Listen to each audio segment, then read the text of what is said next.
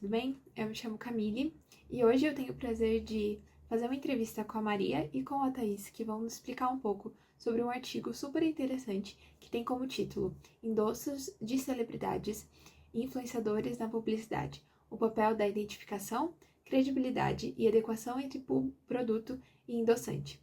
Esse artigo ele foi publicado na Revista Internacional de Publicidade em 2019. Thaís, conta pra gente um pouquinho qual que é o tema que o artigo aborda. Olá, Camille, tudo bem? Então, esse artigo, ele faz um comparativo entre celebridades tradicionais e influenciadores digitais. Como que eles servem de figura de apoio para as empresas nas propagandas publicitárias. Ali, os celebridades tradicionais seriam pessoas como atores, atletas, modelos, entre outros, e já os influenciadores digitais são vloggers, pessoas que têm grande relevância dentro das mídias sociais, como o Instagram.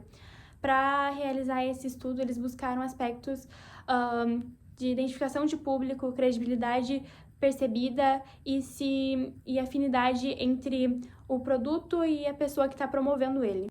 E qual que é o seu objetivo?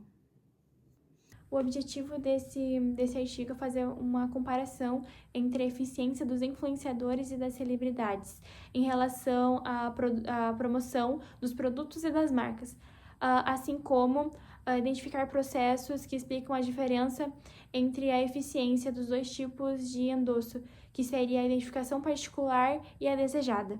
E qual que foi a justificativa que os autores pontuaram para a existência desse artigo? O artigo ele surgiu a partir de que eles viram que teve um crescimento muito alto das mídias digitais e seu marketing por influência ali naquele lugar. Mas eles repararam que não tinha um conhecimento científico real, do real valor que o influenciador tinha para a marca. E como eles acharam essa lacuna e não acharam nenhum artigo focado na comparação entre celebridades tradicionais e os influenciadores, eles decidiram montar esse artigo. Quais foram os principais conceitos que os autores usaram para a fundamentação teórica? Alguns dos principais conceitos presentes no artigo foi o endosso, vem da palavra endorsements, que é quando o influenciador ou a celebridade, ela apoia, recomenda determinado produto, serviço ou marca que tem ali no mercado. Outro ponto foi a efetividade publicitária, que é o grau de reputação e influência positiva para vendas. Daí temos outro também, que é a credibilidade, que é dividida em confiabilidade e expertise. E qual que foi o objeto de estudo dos autores? Os pesquisadores eles realizaram 2 experimentos no público maior do Instagram, que são mulheres de 18 a 40 anos. Eles queriam entender como as celebridades e os influenciadores digitais afetavam na forma de como a pessoa ela reagia às propagandas. Por isso, eles pegaram 4 ramos dali de produtos, e que seriam a beleza, fitness, alimentação e moda, e eles promoveram esses produtos, pelo menos por um influencer ou uma celebridade, manipularam 2 aspectos, que seria se o produto combinava com a pessoa que estava promovendo ele e se o produto era visto como bom ou ruim dentro do mercado, pelo público, no caso. E daí eles analisaram como as pessoas reagiam ao anúncio do produto, se elas tinham vontade de comprar esse produto, se ela sentia afinidade ou identificação com a pessoa que estava vendendo, tentando anunciar o produto, e se ela achava que aquela pessoa era confiável e entendia do assunto que ela estava oferecendo o serviço ou o produto em si. E agora, Maria, conta pra gente quais foram os principais resultados obtidos pelos autores durante o artigo. Então, os principais resultados obtidos nos mostraram que os participantes do experimento tiveram uma maior identificação com os influenciadores do que com as celebridades, porque os influenciadores geram uma maior percepção de proximidade, confiança e identificação. Então, é como se eles vissem como se as pessoas vissem as celebridades como pessoas inalcançáveis, enquanto os influenciadores são gente como a gente, é mais fácil de confiar, digamos. Isso acaba gerando uma intenção maior de compra. E outro resultado foi na compatibilidade do produto endossante, que influenciou a percepção, mas não afetou o impacto. Quais as contribuições do trabalho para a literatura da área?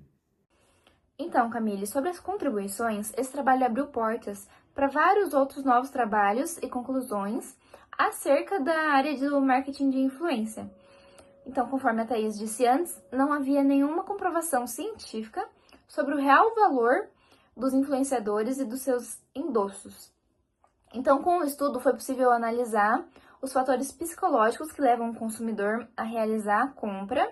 Foi possível entender a eficácia e a importância dos influenciadores e a agregação de valor que eles geram, ainda mais nessa era digital. Quais foram as contribuições finais da pesquisa?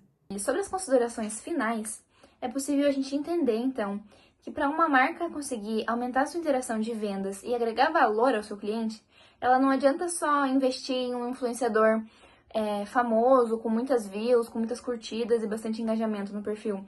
O influenciador ele precisa estar alinhado à marca, aos valores da marca, ao produto, ao objetivo e ao público-alvo. Então, vamos dar um exemplo. Não adianta você pegar uma influenciadora de maquiagem que nunca falou de culinária e colocar ela para vender panela, para divulgar a panela. Pode ser até que ela consiga vender algumas, porque vai ter gente que vai gostar. Mas não é todo aquele público dela, sabe? Que vai se interessar. Vai ter muita gente que não vai entender, sabe? E quais foram as limitações da pesquisa? Como limitação, a gente viu a amostra da pesquisa, que foi determinada somente a mulheres e jovens, sendo elas 60% do público geral do Instagram.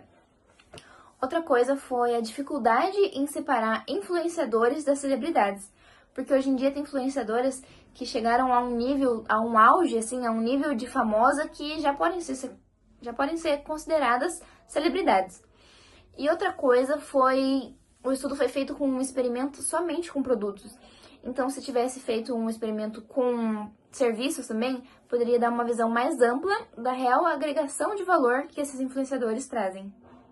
E para o futuro, quais são as indicações de futuras pesquisas que os autores pontuaram? Então, Camille, em relação às indicações para futuras pesquisas, a gente pensou em realizar um estudo com homens de diferentes idades para ver se os fatores psicológicos que eles levam em conta para realizar uma compra têm relação com o das mulheres, se são parecidos, se não são, e a quantia que eles são influenciados, se é menor, se é maior. Pensamos também em fazer uma pesquisa com micro-influenciadores, que são aqueles de conta menor, com menos seguidores, mas que ainda possuem um engajamento.